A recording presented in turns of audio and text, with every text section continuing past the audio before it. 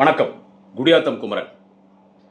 இப்போ எடப்பாடி பழனிசாமியாக இருந்தாலும், அவரோடு இருக்கக்கூடிய அடிமைகளின் கூட்டம். எடப்பாடியே தலைமை அடிமை தான்.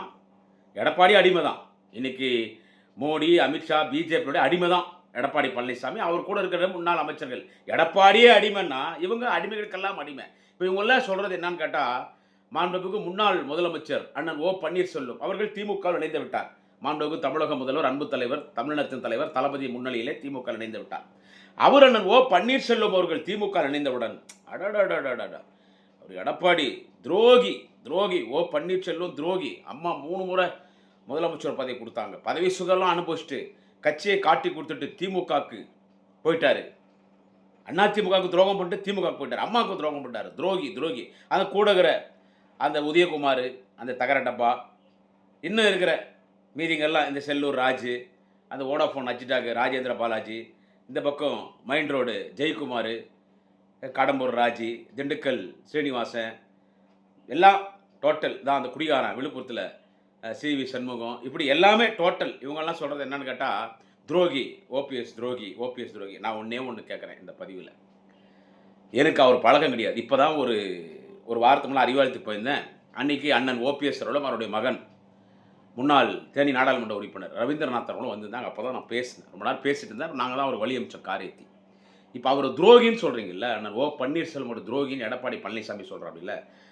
அண்ணன் எடப்பாடி அவர்களே ரொம்ப மரியாதையாக பேசுவோம். நம்ம இப்படி பேசுறதில்ல.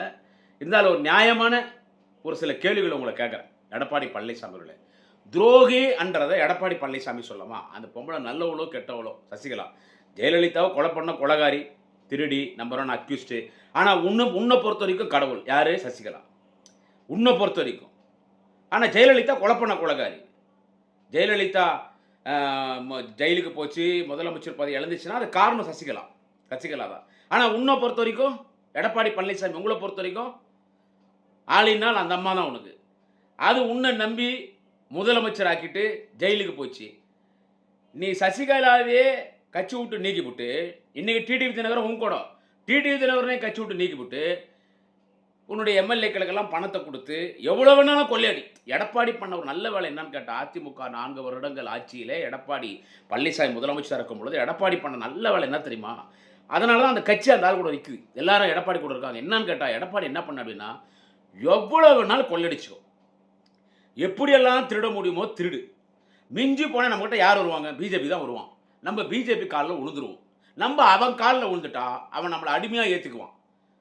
நம்மளை ஒன்றும் பண்ண மாட்டான். கட்சியை காப்பாற்றணும். அடுத்து பார்லிமெண்ட் எலெக்ஷன் இருக்குது. 2026 எம்எல்ஏ எலெக்ஷன் பார்க்கணும், உள்ளாட்சி எலெக்ஷன் பார்க்கணும். அது பணம் வேணும். எப்படியெல்லாம் திருட முடியுமோ திருடுக்குங்க. கூறிய பிரித்து இறங்க திருடியோ திருடு.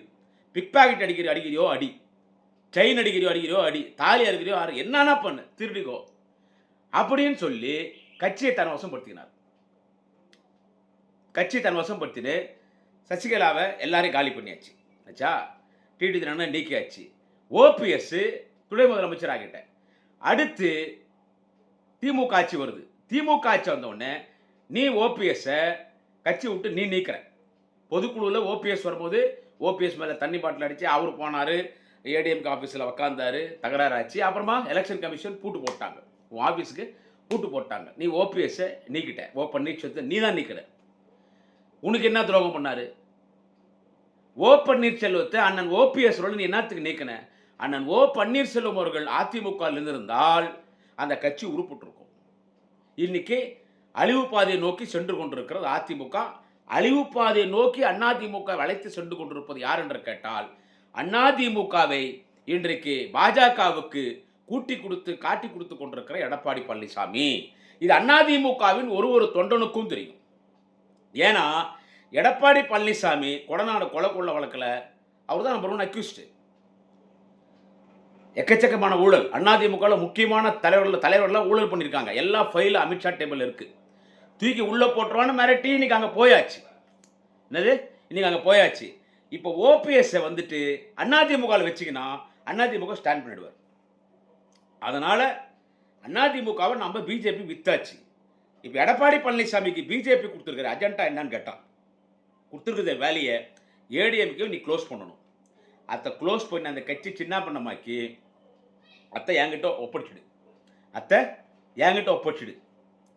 எப்படி பாட்டாளி மக்கள் கட்சி அப்பனும் புள்ளிக்கு சண்டை விட்டு அந்த கட்சியை முடிச்சோமோ, அந்த மாதிரி அதிமுக முடிக்கணும். அந்த வேலை உனக்குன்னு அந்த வேலையை தான் எடப்பாடி பழனிசாமி பார்த்துட்டு இருக்காரு. அப்படி எந்த வகையில் எடப்பாடி பழனிசாமி நீங்க ஆனால் பன்னீர்செல்வம் பார்த்து துரோகின்றீங்க. இப்போ துரோகி என்ன எப்படி? அம்மையார் ஜெயலலிதா 3 முறை முதலமைச்சர் ஆச்சு. யார்? அண்ணன் பன்னீர்செல்வம் அவர்கள் 3 முறை முதலமைச்சர். ஜெயிலுக்கு போயிட்டாங்க. பரப்பநாகர கோர்ட்டுக்குள்ளே போய் அப்படியே ஜெயிலுக்கு போயிட்டாங்க. அப்போது ஓபிஎஸ் சிஎம். அப்போ ஓபிஎஸ் ஜெயலலிதா ஜெயிலில் இருக்கும்போது எல்லா எம்எல்ஏங்களும் விலைக்கு வாங்கி நீ சசிகலாவை நீக்கணுப்பா. அந்த மாதிரி ஜெயலலிதா சசிகலாவை நீக்கிட்டு கட்சியும் ஆட்சியும் கேப்சர் பண்ணியிருந்தா அப்போ நீ ஓபிஎஸ்ஸை துரோகின்னு சொல்லு. இல்லை நீ ஓபிஎஸ்ஸை உனக்கு பஞ்சாயத்து பண்ணி வச்சாங்க. பிஜேபி தான் பஞ்சாயத்து பண்ணாங்க. அப்போ இங்கே இருந்தால் கவர்னர் 2 பேர் கையெல்லாம் கொடுத்தாங்க.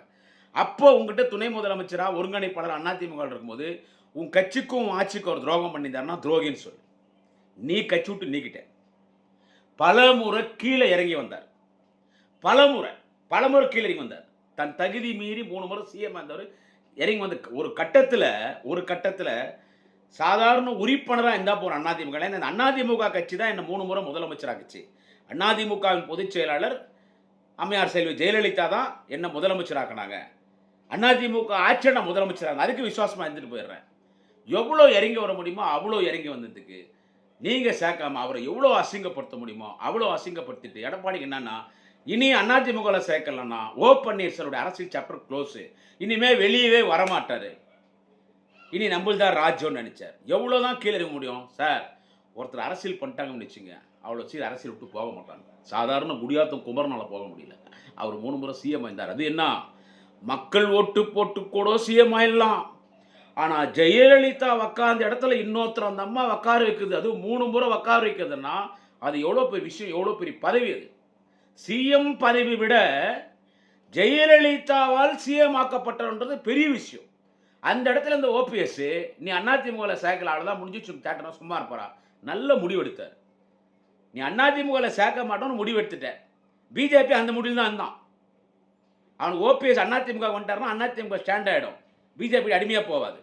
அதனால் நீ அவர் ஓரம் கட்டும் போது அவர் அரசியலில் அவர் நிலை நிற்கணும், உங்களை வெற்றி செய்யணும். திராவிட முன்னேற்ற கழகத்தில் இணைந்தார். எந்த வகையில் ஓபிஎஸ்ஐ இபிஎஸ் துரோகி என்று சொல்லுகிறாய்? சொல்லு. நான் சொல்றேன், இதே எடப்பாடி பழனிசாமி அன்னைக்கு ஜெயலலிதா சிஎம் ஆக்கியிருந்தா பன்னீர்செல்வத்தை சிஎம் ஆக்கினாங்கல்ல அம்மையார் செல்வி ஜெயலலிதா, அந்த மாதிரி செல்வி ஜெயலலிதா அன்னைக்கு எடப்பாடி பழனிசாமியை சிஎம் ஆக்கிட்டு பரப்பன அக்ரஹார ஜெயிலுக்குள்ளே போயிருந்தா இந்த எடப்பாடி ஜெயலலிதாவே கட்சி விட்டு நீக்கிட்டு இருப்பார். எல்லா எம்எல்ஏ கூப்பிட்டு இருந்தால் 20 கோடி 30 கோடி பிடி. இன்னும் எவ்வளோ திருடு. ஆனால் நான் சொல்கிற மாதிரி கேட்கணும். ஜெயலலிதா இருந்தால் நீ பயந்து நடுங்கணும். இங்கே அப்படியெல்லாம் கிடையாது. தடியத்தவெல்லாம் தண்டல்காரன் போடான்னு சொல்லி அதிமுகவையும் கேப்சர் பண்ணியிருப்பார். ஜெயலலிதாவை அட்ரஸ்களாக அதாக்கிட்டு இருப்பார். ஆனால் அந்த இடத்துல ஓபிஎஸ் இருக்கிறதுனால தான் அந்த முதலமைச்சர் சீட்டில் கூட உட்காரல. அதனால தான் ஜெயலலிதா ஓபிஎஸ்ஸை மேடையில் வச்சுன்னு விசுவாசத்துக்கு பேர் போனவர் எனது அன்பு சகோதரர் பன்னீர்செல்வம். எப்படி பரதன் நான் வனவாசத்தை முடித்து வரும் வரை அயோத்தியாவில் நீ ஆட்சி செய்ய என்று ராமர் அயோத்தியாவை பரதனிடத்தில் ஒப்படைத்து விட்டு சென்றார். ஆனால் பரதன் என் அண்ணன் இல்லாத ராஜ்யத்துக்குள் நான் செல்ல மாட்டேன் என்று ராஜ்யத்திற்கு வெளியே அமர்ந்து கொண்டு ராமர் செருப்பை வைத்துக் கொண்டு ஆட்சி செய்தார் 14 ஆண்டுகள். அதுபோல் என் கண்ணுக்கு தெரிகிற பரதன் பன்னீர்செல்வம் என்று ஓபிஎஸ்ஐ பாராட்டியவர் ஜெயலலிதா. அந்த ஓபிஎஸ்ஐ பார்த்து நீ துரோகின்னு சொல்றிய. உண்மையிலே துரோகி யாரு? சொல்லாம ஓபிஎஸ் துரோகின்னு. உண்மையிலே துரோகி யாருன்னு கேட்டால் எடப்பாடி பழனிசாமி. நீங்க பண்ற ஒரு மிகப்பெரிய துரோகம் என்னன்னு கேட்டா, இந்த திராவிட மண்ணை இன்னைக்கு ஆரிய மண்ணுக்கு காட்டி கொடுக்குறீங்க பாருங்க. இந்த திராவிட மண்ணை இதை திராவிட மண்ணா மாற்றுறதுக்கு எத்தனை தலைவர்கள் போராடினார்கள், உயிர் தியாகம் செய்தார்கள்.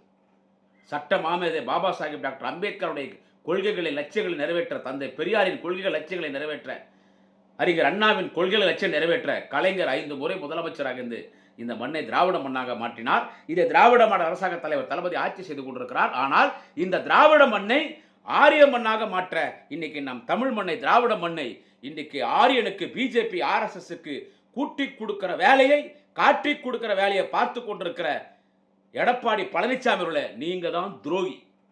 ஸோ ஓபிஎஸ் நீங்க துரோகின்னு சொல்லக்கூடாது. அவருக்கு தலைவர் தளபதி முதலமைச்சர் தலைவர் தளபதி 2026 ஏப்ரல் 23 நடைபெற இருக்கிற சட்டமன்ற தேர்தலிலே மீண்டும் 200க்கும் மேற்பட்ட தொழில் வெற்றி பெற்று தமிழக மக்கள் 4ஆம் தேதி வாக்கு எண்ண போகிறார். மார்ச் 4ஆம் தேதி அன்றைக்கு 2வது முறை தலைவர் தளபதி முதலமைச்சராக போகிறார். அன்றைக்கு அவருக்கு உரிய மரியாதையை நம்முடைய தலைவர் தளபதி அவருக்கு தருவார். ஒரு தொண்டனாக சொல்கிறேன்.